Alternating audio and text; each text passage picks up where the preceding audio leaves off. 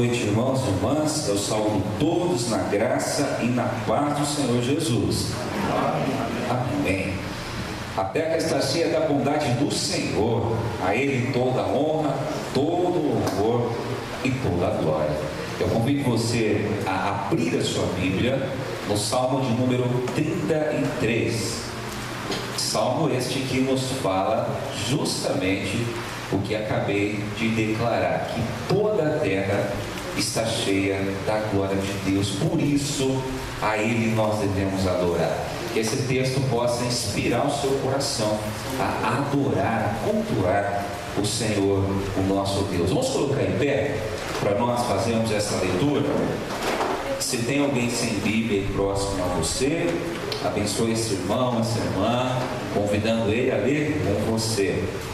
Salmo 33, do verso 1 ao verso 5. E diz assim, eu vou ler o primeiro, os irmãos leem o segundo, e assim nós vamos até o verso 5. Exultai aos justos no Senhor, aos retos fica bem louvá-lo. Celebrai o Senhor com harpa, louvai-o com cânticos solenes de 10 cordas. Entoai-lhe novo cântico, tangei com arte e com júbilo. Porque a palavra do Senhor é reta e que todo o seu proceder é fiel.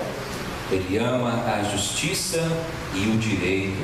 A terra está cheia da sua bondade. Eu queria que você olhasse de novo o primeiro versículo. Vamos ler todos juntos? Exultai os justos do Senhor, aos retos fica bem louvá-lo. Amém. Vamos meditar na palavra? Abra sua Bíblia no livro de Salmos, Salmo 116.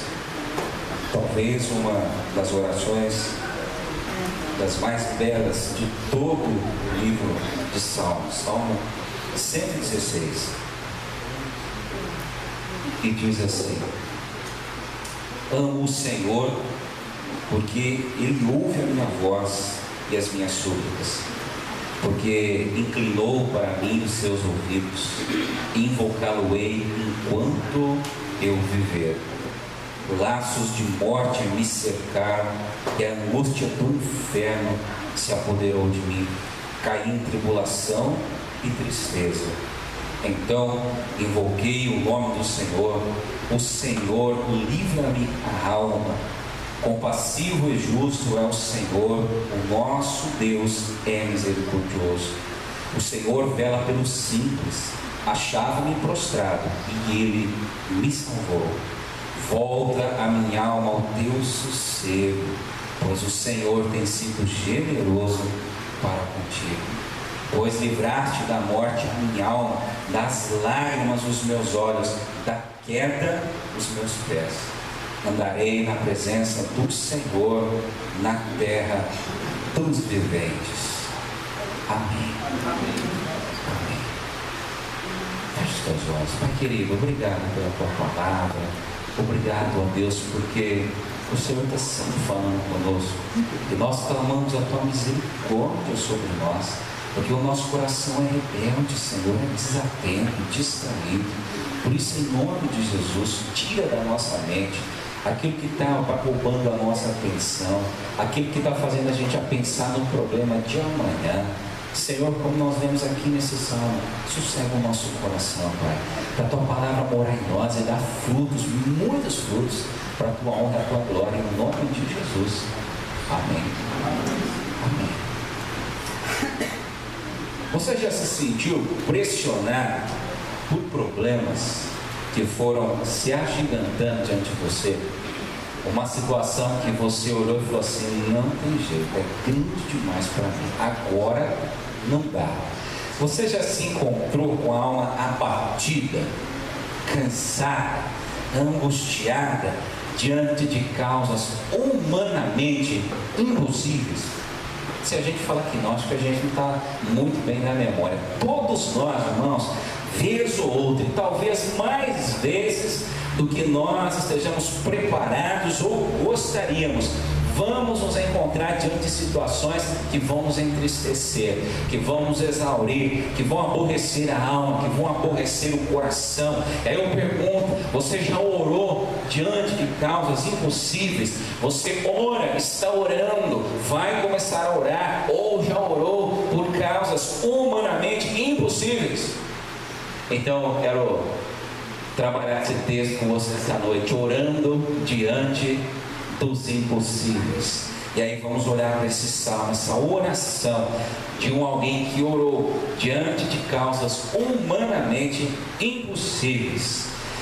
O salmo não tem título. Nós sabemos que esses títulos que foram colocados aqui foram colocados posteriormente, mas há um consenso entre os estudiosos que vão dizer que o autor deste salmo é o rei Ezequias. Ezequias reinou no reino de Judá durante 29 anos. E a Bíblia, irmãos, vai dizer um negócio muito interessante sobre esse tal desse rei Ezequias. A Bíblia diz que ele era um homem ímpar, não havia semelhante, não havia igual, não houve um rei igual antes e não houve um rei igual depois. Ezequias, diferente do seu pai, que também foi rei, Acás, Ezequias reinou com o coração nas mãos de Deus. Acás não. Acás foi um rei idólatra. Acás foi um rei assassino, iníquo, um homem que foi capaz das piores atrocidades, das piores barbaridades, um homem traidor que diz respeito à lei de Deus, a estar com o coração nas mãos de Deus. Acás, pai de Ezequias, se perverteu, se desviou de tal forma que ele sacrificou um dos próprios filhos no altar de um Deus pagão. Ezequias assume uma nova postura. Ezequias, a Bíblia diz, é um homem piedoso, um homem que reina olhando para Deus, é um homem que reina buscando conselho em Deus, é um homem que reina alegrando o coração de Deus. E interessante, não obstante ser um homem piedoso, temente a Deus, Ezequias enfrentou dois grandes problemas. Ezequias teve que lidar com duas grandes situações, aparentemente impossíveis de serem solucionadas. Um problema interno e um problema externo. E quais foram essas situações que Ezequias enfrentou humanamente impossíveis? Primeiro, enquanto Ezequias estava reinando, se levantou no horizonte da história na época o maior império da época, o Império Assírio. E o Império Assírio, enquanto Ezequias está reinando, investe contra o outro reino, contra as outras 10 tribos, destrói as outras 10 tribos de forma cruel, violenta, sistemática, leva o povo ao cativeiro, incute o terror, a opressão, enfim, uma destruição tremenda. E uma vez que o outro reino já havia caído, que 10 tribos já haviam sido conquistadas, agora o rei da Síria volta a mira, a alça da sua mira para o reino de Judá, para o reino de Ezequias. Então lá no horizonte, rumores de guerra, um exército até então imbatível, cruel, violento, expansionista, que usava táticas terríveis para incutir o terror. Os historiadores vão dizer, meus irmãos, que os assírios costumavam decapitar os soldados derrotados e empilhar as cabeças nas entradas das cidades, para desencorajar, para desmotivar, para humilhar aquele que estava sendo conquistado. E agora então o exército assírio, que era um pequenino exército de 180 mil soldados, vem marchando na direção de Ezequias. E a notícia vai chegando uma a uma das cidades fortificadas antes da parada final até Jerusalém começam a cair, e há fumaça no horizonte. Uma cidade cai, a outra cai, a outra cai, é mensageiro atrás de mensageiro, dizendo: Ezequias, mais uma cidade caiu, Ezequias, mais uma vila foi conquistada, Ezequias, a Síria vem chegando, Ezequias, o rei vem chegando, o exército vem chegando, e de repente, meus irmãos, Jerusalém está sitiada, um exército de 180 mil homens. Isso está lá no capítulo de Isaías 35, 36, 37 e até o 38. Depois você pode conferir na sua casa. E quando o exército da Síria chega lá em Jerusalém, meus irmãos, um exército até então imbatível, um exército terrível, sanguinário, o general manda o seguinte recado para Ezequias: Ezequias, se renda, não lute.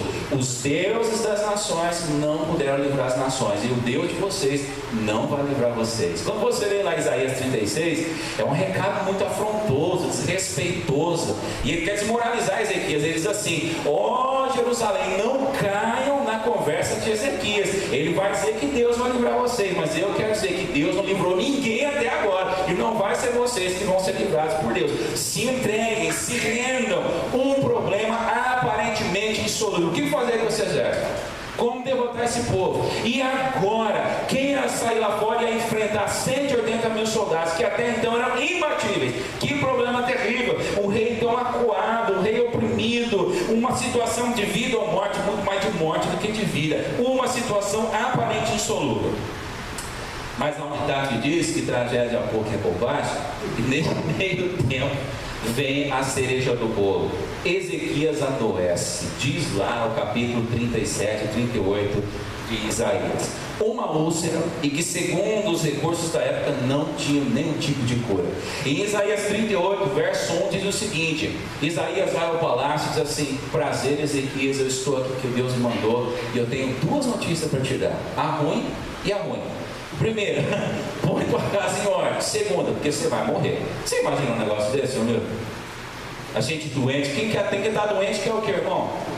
Quer sarar? O exército dos homens lá do lado de fora, tocando tambor de noite, bum, bum, bum, bum, bum, bum. Do lado de dentro a úlcera, a úlcera do coitado de Ezequias, só podia estourar uma úlcera. E aí, meu irmão, vem Isaías, e naquela época os profetas oravam, intercediam, milagres também aconteciam. Só que ao invés do milagre, não tinha ser pior possível. Paga tuas dívidas, pede perdão quem você tem que pedir perdão, um abraço quem você quer abraçar, ajeita tudo, deixa nada devendo, porque filho, acabou. Deus passou a régua, vai morrer. Irmãos, diz lá o texto que o chão de Ezequias some, não sobra nada a não ser uma parede, para a qual ele vira e chora copiosamente, para a qual na qual ele se apoia, se debruça, se rasga as vestes de Deus. Ezequias estava com 39 anos de idade. Já pensou? 39 anos, a idade que eu tenho hoje. Estou começando, não é por isso. Deus fala assim, cara, acabou como? Não é possível. Acabou 39 anos, 14 de reinado, começou a reinar ontem, não reinou nada, o exército de fora, a doença incurável do lado de dentro. E aí, entendendo esse contexto, irmãos, por favor, olha na sua Bíblia novamente, você consegue entender essa declaração dramática do verso de número 3. Olhem na sua Bíblia, por favor. Laços de morte me cercaram, será? Angústias do inferno se apoderaram de mim, não é para menos. Caí em tribulação, em tristeza. Se todas as cidades estavam tomadas, era questão de tempo até a morte adentrar as muralhas de Jerusalém. O que é o laço, irmão? É o perigo eminente, é o perigo que está à espreita, é o perigo que a gente sabe que existe, mas não está vendo direito, não sabe o estrago que vai causar. O laço de morte estava armado, a cidade estava cercada, não tinha saída. Quando ele vai dizer assim, olha que afirmação terrível: angústia do inferno se apoderaram de... Você já se sentiu angustiado? Hoje eu acho que nós vivemos um tempo de gente angustiada. As nossas crianças me parecem que já vivem angustiadas. Já percebeu isso? Parece que num certo nível assim, as crianças já começam a ficar angustiadas hoje muito cedo. Mas talvez, irmãos, por mais que a gente sinta angústia no coração, será que eu e você podemos adjetivar nossa angústia como angústia do inferno? Será? Ezequias está dizendo o seguinte aqui, muito grave: o inferno mudou de endereço, o inferno está aqui dentro. A ausência de paz, a ausência de balanço, de equilíbrio, a paz foi embora, é tormento constante, é agonia constante, é a alma gemendo constantemente. O inferno tem um endereço novo, está aqui dentro. E o interessante é dizer assim, uma angústia que se apoderou, ou seja, não é uma tristezinha assim, bico que a gente faz para o outro perceber que a gente está um pouquinho triste, né? Porque afinal de contas, tristeza boa é tristeza que o outro vê, e a gente chega às vezes com um bicão desse tamanho para que o outro veja a tristeza, né? A hora que o outro viu, acabou, a gente desmancha o bico e segue a vida, a gente foi visto com a nossa tristeza. Mas aqui não, diz que é uma tristeza que se aninhou, se apoderou. Deus te livre de viver isso, mas aquele sentimento que beira quase a depressão, a angústia, é uma tristeza que não deixa a gente dormir em paz, é uma tristeza que faz a gente comer demais, é uma tristeza que faz a gente comer de menos, é uma tristeza que tira a alegria do dia, é uma tristeza que rouba a perspectiva da boa semana, é uma tristeza que atrapalha a vida, essa angústia aqui vira companheira da caminhada. E aí o resultado não podia ser outro: cair em tribulação e tristeza. Tribulação na Bíblia tem a ideia de um rolo compressor que vai debulhar com milho. Ou seja, Ezequias estava se sentindo patrolado, passaram por cima dele. As notícias foram demais, o homem não deu conta. Exército, ainda a gente dá um jeito, fecha o muro, mas agora doença de morte, eu não dou conta. Eu não sei você, mas às vezes eu me sinto exatamente assim: Senhor, chega, eu não dou conta. Não dou conta. Você já resolveu um problema e de repente você pensa que vai melhorar? E aí você dá uma animadinha assim, né? Já vem um na esteira do outro, meu Deus. Você está despedindo de um aqui e fala: tchau, problema, já foi tarde, seu miserável. O outro está batendo no teu ombro aqui. Onde eu sento, onde é o meu lugar? Já aconteceu isso com você? E aí você fala assim: no céu, meu Deus, eu não mereço tanto. Eu acho que é esse o sentimento do coitado do Ezequias. Laços de morte me cercaram, é a angústia do inferno. Agora não dá, cair em tribulação, tristeza, foi demais para mim. Interessante, irmãos. E o que ele vai fazer? Diz o verso 4, olha na sua Bíblia, por favor. Então invoquei o nome do Senhor. Ó Senhor, livra-me a... Alguém já disse que tempo de calmaria não produz homens e mulheres de oração. Alguém já disse que, infelizmente, os nossos maiores e melhores e mais intensos momentos de oração é quando laços de morte nos cercam, angústias do inferno rondam o nosso coração e quando a gente cai em tristeza e tribulação. Infelizmente, a história da igreja tem mostrado isso, que os momentos onde a nossa alma está mais propensa, onde a gente fica mais propensa a orar, a falar com Deus, a buscar Deus, são momentos de angústia, de prova e de oração. O que liga a angústia do inferno, o laço de morte, a tristeza, é o então eu orei, então eu falei. E aí quando você vai ler Isaías, depois de orar copiosamente, de se derramar, o Senhor responde para Ezequias. E aí, meu irmão, Deus diz assim: olha, fica tranquilo, porque esse rei lá da Síria, ele não está afrontando você, ele está afrontando o Deus vivo. Eu vou pôr um anzol no nariz dele, um freio na boca dele, como põe freio na boca do cavalo, eu vou fazer ele voltar pelo caminho por onde ele veio. Ou será Ezequias, tá certo, vou te dar mais 15 anos de vida, se não me falha a memória, vai ter mais de uma década de vida, vai viver. E Isaías não tinha nem saído do palácio, manda ele voltar lá e fala: olha, fala para Ezequias que eu ouvi o choro dele lá, pode parar de molhar a parede com as lágrimas, vai lá e diz que ele vai viver. E quando o profeta vem, meu irmão, Ezequias não acredita e fala: qual é a prova que Deus vai levar esses soldados embora, vai fazer esse exército aparecer e vai curar essa ostra? Ezequias fala, Isaías diz o seguinte: sabe aquele relógio do sol, o acaso teu pai lá fez? O relógio vai retroceder. A gente já viu o relógio falhar, relógio adiantar, né? O meu relógio de pulso adianta sempre, inevitavelmente, 2 ou 4 minutos. Não tem jeito, eu volto, ele adianta, eu volto, ele adianta. Mas você já viu a hora retroceder? Você olhar no relógio e falar meio-dia e 10, daqui a pouco você olha e fala 10, meio-dia? Você já viu isso? Acho que não, né? Deus, irmãos, muda as coisas, Deus se move, Deus move o universo e a sombra retrocede. Deus falando: eu ouvi a sua oração, eu sou Deus de causas impossíveis. Duas causas impossíveis são revertidas pelo poder de Deus através da oração. Deus estava dizendo a Ezequias: sossega, e é lindo quando ele diz aqui: sossega a alma, sossega o coração. Eu ouvi o clamor, eu estou aqui, eu livro, eu levanto, eu ajudo o prostrado, eu ajudo o humilde, eu sou compassivo. Eu ouvi sua oração. E aí, igreja querida, algumas coisas extraordinárias que a gente aprende aqui com este salmo. Primeiro, Deus se importa com a sua dor. Você acredita nisso? Sim ou não? Sim. Mas às vezes você age como se não, né? Não precisa responder. Você nunca acordou um dia assim, se sentindo, falando: Deus ajuda todo mundo, mas não me ajuda. Nunca. Eu já. Deus ouve a oração dos outros pastores. A minha não está chegando no céu, está faltando gasolina. Não é possível, Senhor. De novo tem que orar por isso. Já falou uma coisa? Que a aprovação, as tribulações, tem um poder terrível de trazer o sentimento de que nós estamos sozinhos no universo. Já prestou atenção nisso? Já passou por isso? Naqueles momentos mais difíceis, parece que tudo some, o chão some, os amigos somem, a igreja some, o pastor some, Deus some, parece que nós estamos absolutamente sozinhos. A primeira coisa que Deus vai lembrar, você diz aqui no Salmo, irmão, é que Deus se importa com a nossa dor. Deus é compassivo, é misericordioso diante das nossas angústias, diante da nossa dor, diante da nossa fraqueza. Aleluia, Deus sofre conosco. Eu olho a vida dos exemplos bíblicos e eu vejo, por exemplo, Elias. Como a angústia traz a falsa sensação de abandono. Você lembra do profeta Elias? Já falei aqui N vezes. Meu personagem preferido do Antigo Testamento. Elias ora 3 anos para não chover, não chove. Ora para chover, chove.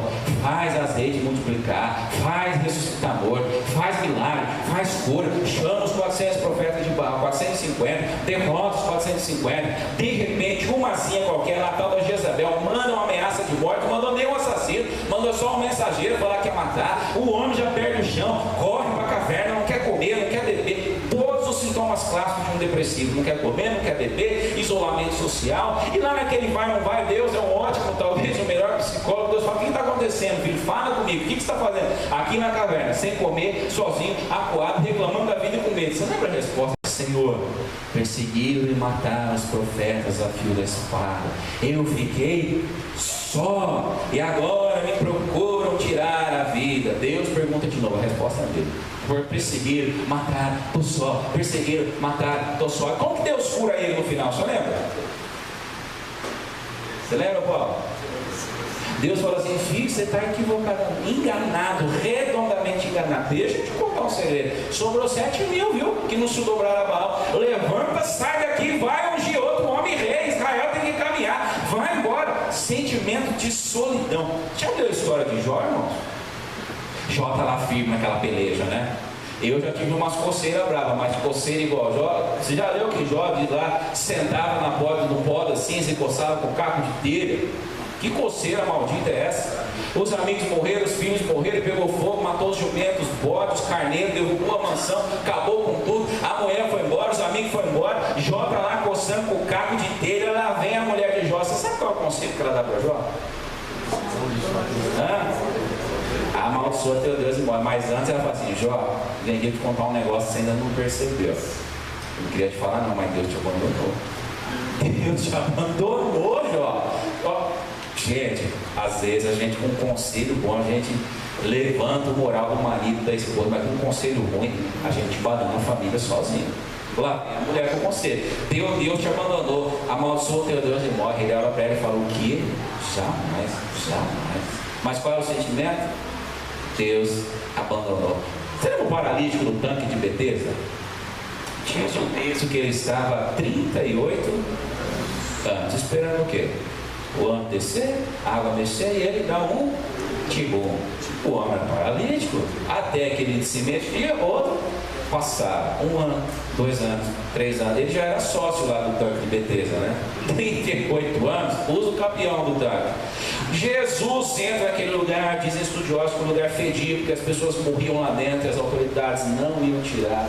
Um lugar de gente leprosa, de gente perebrenta, de gente doente, de tudo quanto é tipo. Um SUS 1000 vezes piorado. E é lá que o povo ia para acabar de morrer. E Jesus está lá, andando no meio daquela carniça, aquele fedor, gente morta, gente daqui, gente da colar, água estagnada, fica imaginando o cheiro daquela água, né? Que coisa maravilhosa. E Jesus encontra o homem, Jesus faz uma pergunta assim: o que você quer? Queres ser curado? Qual que é a resposta? Para quem está 38 anos, Cris? Só se for agora, mano.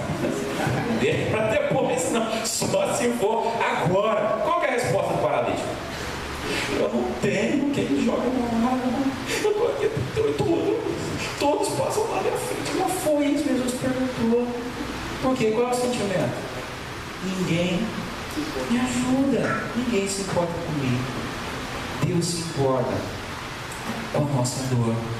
Quando Ezequias ora, irmãos, ele descobre que Deus não só se importa com ele, mas a dor que lateja no peito dele também está pulsando no coração de Deus. A palavra compassivo significa padecer com. A palavra que está aí na sua Bíblia, aí no verso 5, compassivo e justo. Compassivo aqui do hebraico significa compadecer com.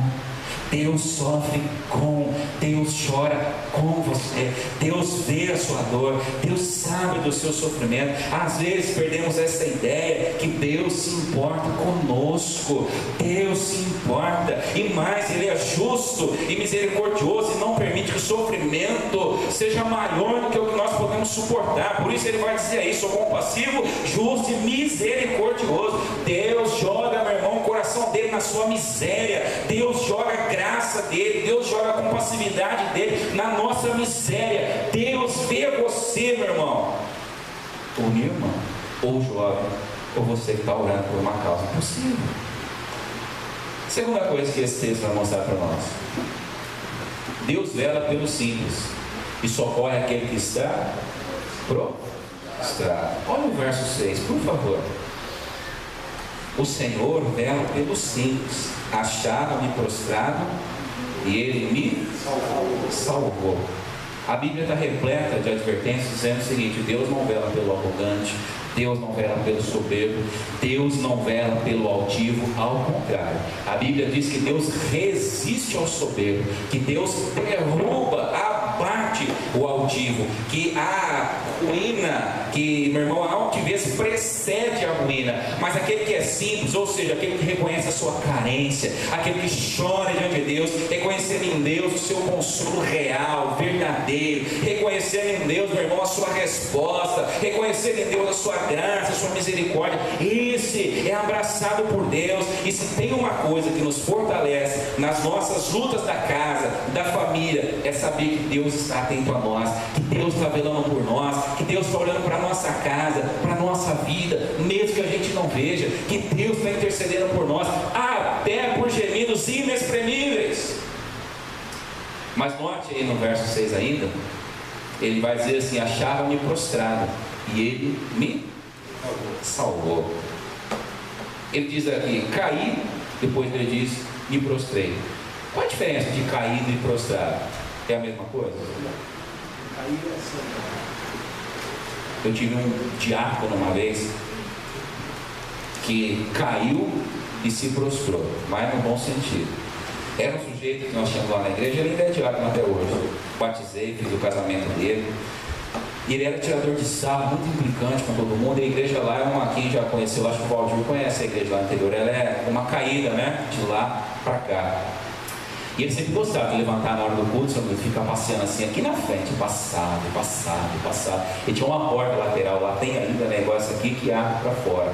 E começou a chover e molhou a beirada do piso assim. Eu não sei o que aconteceu com ele, ou ele já veio com o sapato molhado lá de fora.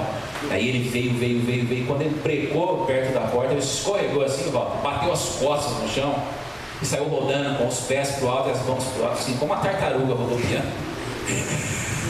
Bateu lá no púlpito na frente e estirou assim no chão.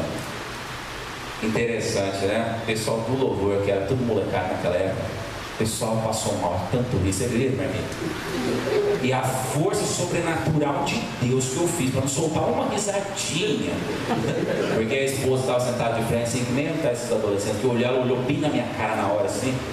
Falei, puxa, ri por dentro. Deus viu que eu ri, né? Prostrou, pum. Aí precisou alguém lá, Banaia, o que aconteceu? Mas caiu é o seguinte: quando você cai, você já caiu na rua, não caiu não? Passou vergonha não? Quando a gente cai na rua é mais ou menos assim, descola o braço do lugar, mas não dói. Porque a gente levanta e sai correndo. Ninguém viu. A preocupação é se ninguém viu. Você sai andando todo deslocado, mas você sai, não sai? É mais ou menos assim, não é?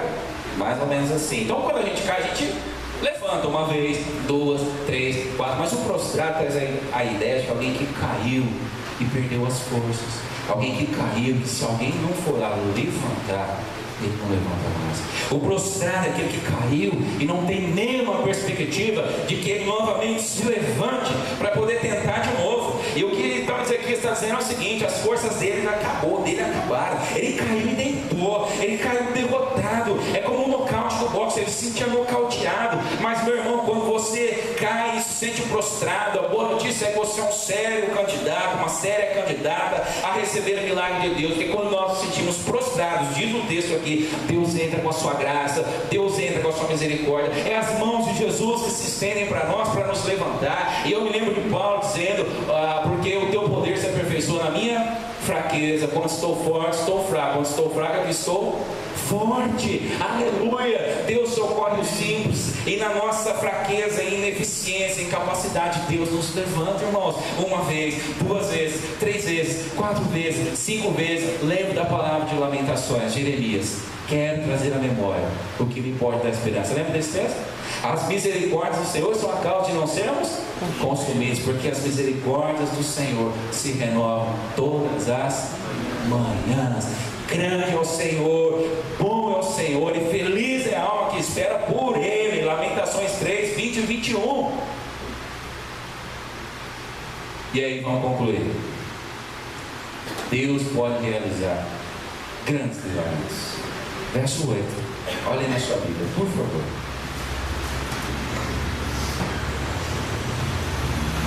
Jerusalém está sitiada, 180 mil soldados, gente que cortava a cabeça dos outros para pendurar no muro da cidade para tocar o terror, a úlcera pulsando no estômago, terrível, o homem sentindo que laços estavam armados, angústia do inferno, cravaram as garras.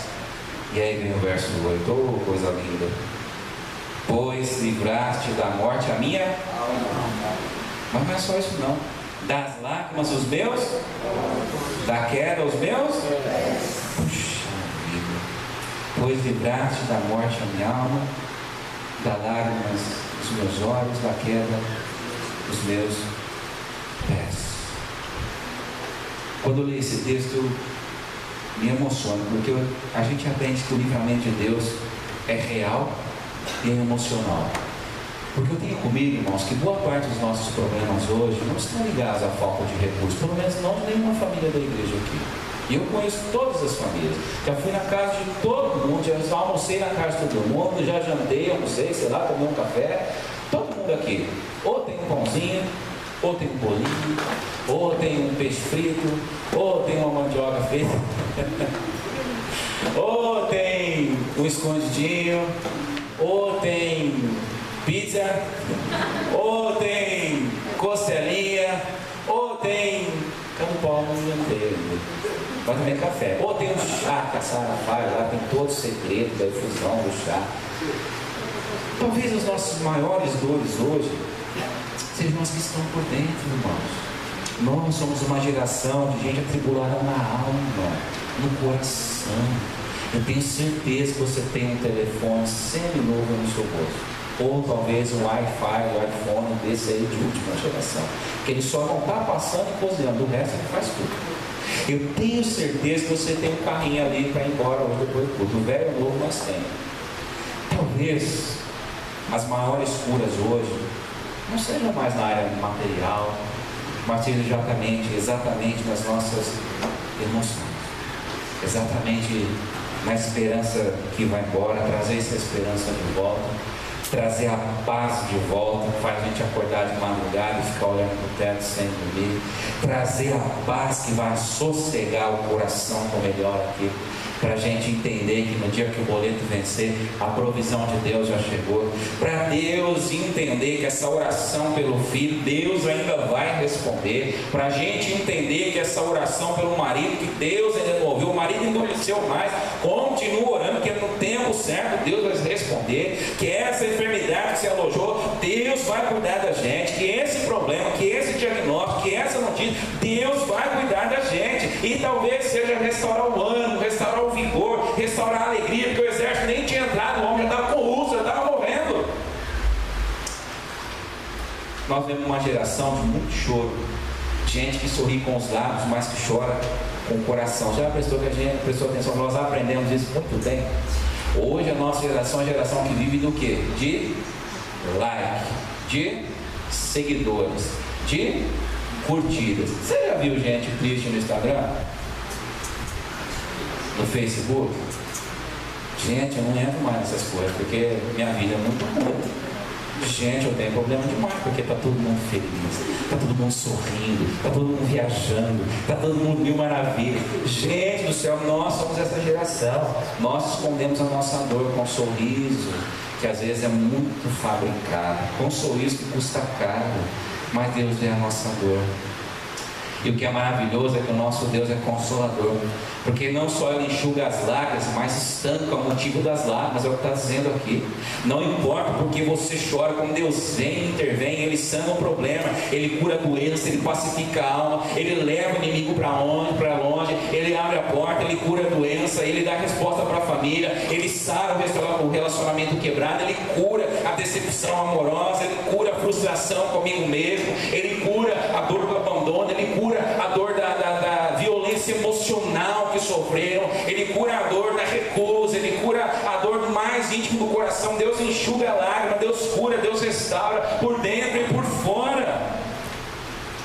E aí Deus está dizendo para Ezequiel assim: sossega, olha para o lado de lá do muro. E quando, meu irmão, Deus fala sossega, Deus faz, e Deus diz, Isaías 37, 38, o anjo do Senhor sai no meio do arraial daqueles exércitos e fere 185 mil homens, e os que não morreram de imediato saem sem saber o que estava acontecendo direito. E o homem então, Ezequias aqui, pode reinar em paz, tranquilo, um Deus que intervém sobrenaturalmente.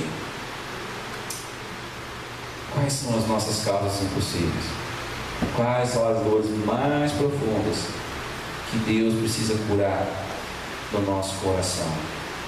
Qual notícia tirou o teu sossego? Qual notícia tirou a tua paz? O que aborrece o teu coração? O que rouba o teu sono? Vamos orar? Esse momento é um momento muito importante do culto. É o momento da oração do povo de Deus. E nós vamos orar, pensando que nós acabamos de ouvir nesse Deus glorioso, que ouve, que responde, que visita, que cura, que sai,